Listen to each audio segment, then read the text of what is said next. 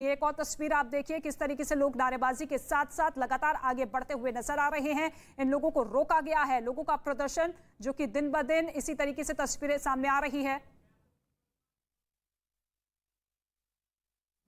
ठीक है, ऐसे जुमे की नमाज के बाद जगह जगह प्रदर्शन देखने को मिले। जामिया मिलिया इस्लामिया इसी यूनिवर्सिटी के कैंपस के आसपास भी कुछ इसी तरह की हरकत देखने को मिली। हालांकि जैसे ही अपने इंतजाम सख्त किए हैं, प्रदर्शनकारी यहां से हट गए, लेकिन दिल्ली के जामा मस्जिद ही देखने को मिला। और अब जबकि यहां पर यातायात लगभग सामान्य दिखाई दे रहा है, कुछ देर पहले यहां तक लोगों का प्रदर्शन देख और माना यही जा रहा है कि नुपुर शर्मा के बयान के खिलाफ इस तरह का विरोध प्रदर्शन यहां किया गया है। जुमे की नमाज के बाद जिस तरह से विरोध प्रदर्शन ना सिर्फ दिल्ली में आसपास के मस्जिद के इलाकों में, बल्कि और भी कई ऐसे शहर हैं जहां पर विरोध प्रदर्शन देखने को मिला है। कई जगह तो पत्थरबाजी की भी खबरें सामने आई है। लेकिन जामिया मिलिया इस्लामिया के पास की ये तस्वीरें आप रोड की इस वक्त देख रहे हैं, जहां अभी तो अब पुलिस ने इंतजाम सामान्य कर दिए हैं, लेकिन विरोध यहां पर भी देखने को मिला था।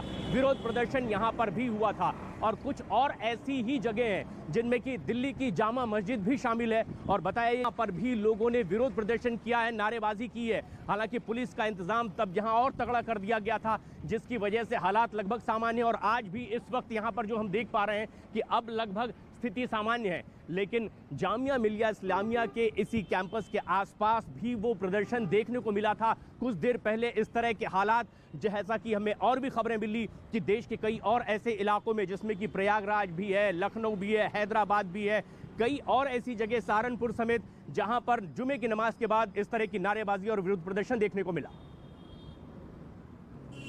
अमित हमारे सहयोगी इस वक्त हमसे सीधे जुड़ रहे। अब किस तरह के हालात हैं और क्या जुमे की नमाज के बाद आपने भी वहां कुछ ऐसी ही तस्वीरें देखी?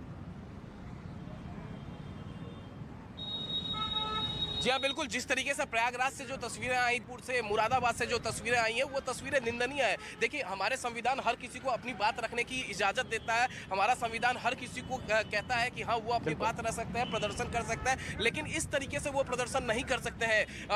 तो और कहीं ना कहीं LIU की जो रिपोर्ट थी वो बता रही थी कि हाँ, जुमे की नमाज के बाद कुछ हिंसक असामाजिक तत्व सड़कों पर निकल सकते हैं। इस वजह से पूरी व्यवस्थाएं की गई थी, हिदायत दी गई थी सीनियर अधिकारियों को उत्तर प्रदेश में कि वो घरों से बाहर निकलें, वो अपने दफ्तरों से बाहर निकले, सड़कों पर रहें जुमे की नमाज के दौरान, जुमे की नमाज के बाद वो बाहर रहें।